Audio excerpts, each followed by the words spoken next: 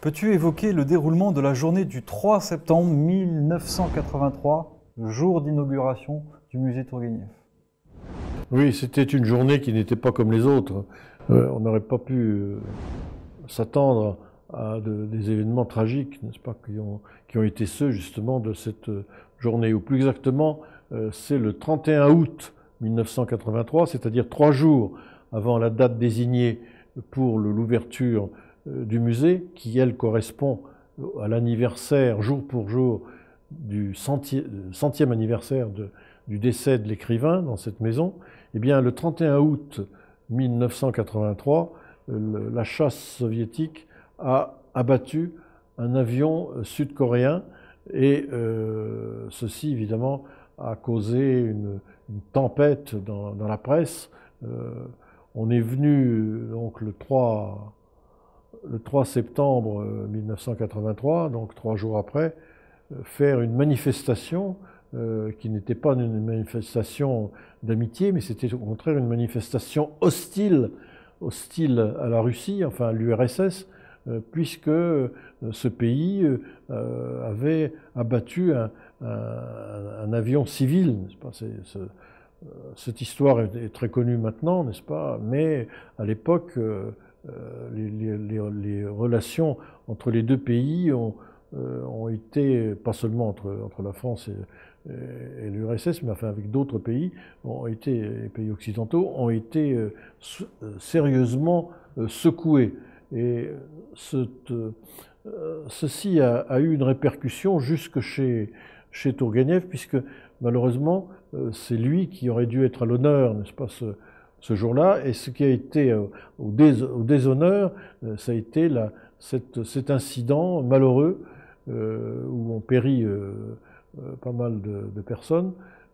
Ceci fait que les élus des Yvelines, du département des Yvelines, sont venus manifester et qu'un cordon de police les a empêchés d'arriver jusqu'à la maison de Tourguenieff. C'est une route de montagne, si les personnes ne connaissent pas encore, enfin, en venant, elles verront que la topographie des lieux nous servait plutôt qu'elle nous desservait, puisqu'on ne pouvait pas arriver directement à la Dacha, où avait lieu l'inauguration par M. Chesson, qui représentait la France en tant que ministre des Affaires étrangères, et par l'ambassadeur de l'URSS à Paris. Eh bien, ces manifestants ont été arrêtés par un cordon de police et au cri de soviet assassin. Donc l'atmosphère était très mauvaise et les discours ont été annulés par le préfet. Alors moi, en tant que président de l'association des Amis de Tourguenieff, j'ai dit que cette affaire ne me concernait nullement et que pour moi, c'était l'inauguration du musée Tourguenieff et que je souhaitais prendre la parole et que je la prendrais. Alors j'ai donc pris la parole et j'ai décerné un prix donc à une jeune étudiante qui avait fait lors d'un concours que nous organisions tous les ans, qu'il faudrait d'ailleurs reprendre, je lui ai remis le prix Tourguenieff de 1983 et en présence d'un millier de personnes, n'est-ce pas, qui étaient là, parce qu'il y avait beaucoup de monde. Et j'ai également indiqué que nous inaugurions le musée Tourguenieff et également dans la Villa Viardot le Centre international des cultures et des littératures du XIXe siècle. Je tiens à insister sur ce point parce que nous n'avons pas inauguré seulement un musée, mais nous avons inauguré un centre international des cultures et littératures du XIXe siècle, puisque c'est dans cette maison Viardot que nous envisagions, d'ailleurs avec M. Menou, de créer un centre, le centre dont je viens de parler, puisque nous avions organisé au préalable, et nous organiserons ensuite des manifestations culturelles et littéraires, des colloques notamment, mais pas seulement des colloques, également des concerts dans la Villa Viardot, dont enfin, les locaux se prêtent à ce genre de manifestation. D'ailleurs, la chose a été reprise après par la ville et par d'autres associations. Mais c'est nous qui avons quand même inauguré ce centre qui a reçu le patronage de la Sorbonne, n'est-ce pas, l'université de Paris 4, a pris sous son patronage ce Centre international des cultures et littératures du XIXe siècle. J'insiste beaucoup là-dessus. Le maire de la Celle-Saint-Cloud, dans son allocution, il a quand même fait une allocution, a dit également que nous inaugurions pour l'instant le musée, mais que le centre serait inauguré par la suite. N'est-ce pas en 1985 qu'a lieu l'ouverture officielle du musée? Oui, parce que nous avons montré au public le jour de l'inauguration, le 3 septembre 1983, seulement 2 pièces, c'est-à-dire le premier étage où l'école Boulle de Paris a réalisé un travail tout à fait remarquable, vraiment exemplaire, d'après un dessin effectué par une des filles de Pauline Viardot, Claudie Viardot, qui a dessiné, lorsque Tourguenieff était malade dans sa chambre, qui a réalisé ce dessin qui a été publié ensuite dans la presse russe. Ce dessin est un document capital pour la reconstitution de la chambre, et l'école Boulle a fait encore une fois un excellent travail en la personne de M. Joël Bernard, qui était directeur de l'atelier de tapisserie de l'école Boulle de Paris. M. Bernard et 2 de ses élèves, donc Denis Custer et Catherine Mangou. Ce sont deux élèves de très haut niveau, enfin, qui ont eu d'ailleurs un diplôme avec une mention très bien pour ce travail qui est unique dans l'histoire de l'école Boulle de Paris.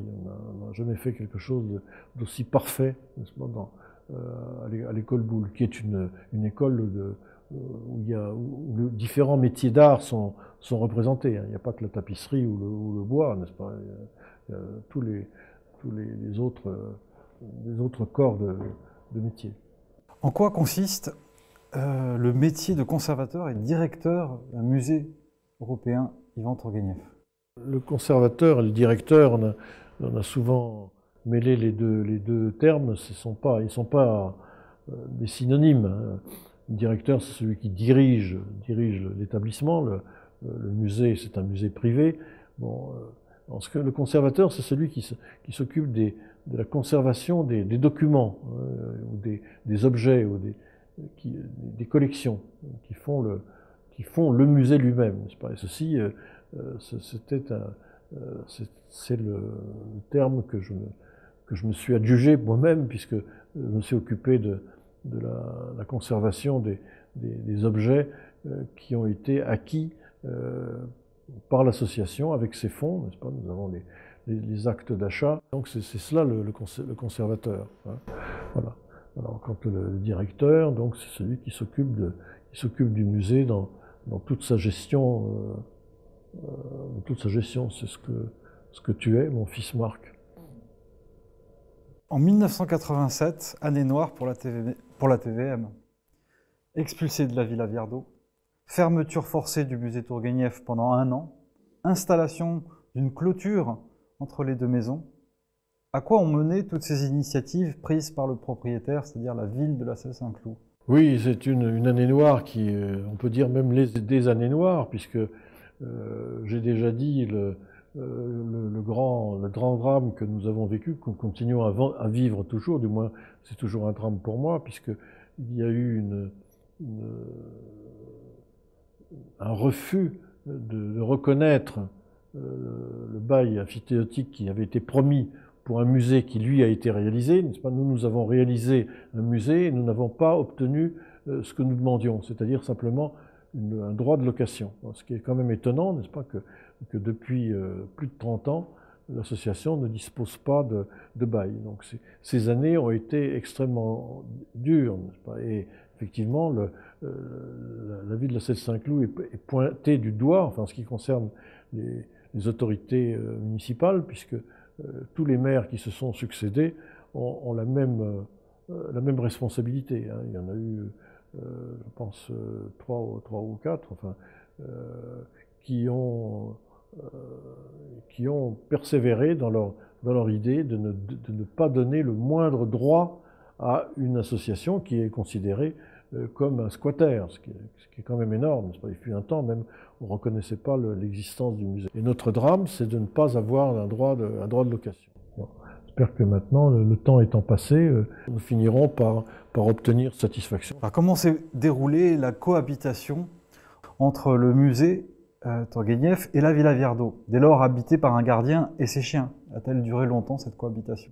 C'est bien ça, oui. Il y a eu dans la Villa Viardot un homme qui habitait là, qui était un ancien squatter de la propriété, qui est monté en grade, puisqu'il est devenu employé municipal de la ville de Celle-Saint-Cloud, qui avait un logement de fonction qui lui était réservé dans les combles de la Villa Viardot, et qui disposait finalement du domaine, qui avait 2 chiens, n'est-ce pas, pour le protéger, c'est-à-dire il se protégeait lui-même, alors que l'association, elle, n'avait pas le droit donc de disposer de la Villa Viardot, sauf dans certains cas où nous organisions des concerts ou des colloques. Nous avions quand même eu des droits de disposer jusqu'à une certaine année de la Villa Viardot. Après, ce droit nous a été retiré. Donc, mais là, le gardien n'y est pour rien. C'était toujours les mauvais rapports